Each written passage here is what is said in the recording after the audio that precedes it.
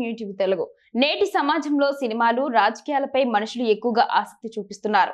ఈ రెండు విషయాల్లోనే ప్రజలు వారి గురించి కూడా పట్టించుకోకుండా ఎక్కువ ఇంట్రెస్ట్ చూపిస్తారేమో అనిపిస్తుంది.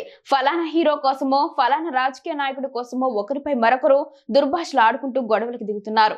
ఒకవైపు సినిమా హీరోలంతా మేం బాగానే ఉంటాం అని బహిరంగంగానే చెప్పుకొని బాగానే ఉంటున్నారు.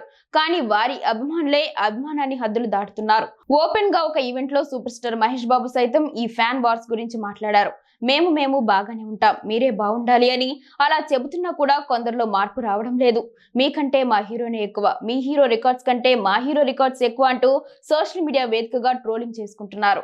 అయితే గత కొన్ని రోజులుగా హీరో నాని, విజయ్ దేవరకొండ ఫ్యాన్స్ మధ్య వార్ నడుస్తోంది.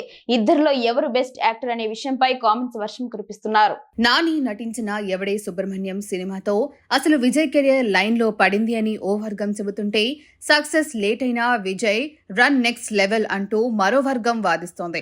ఈ క్రమంలోనే ఇప్పుడు ఈ ఇద్దరు హీరోలు సైలెంట్ గా ఈ ఫ్యాన్ వార్ కి చెక్ పెట్టేశారు.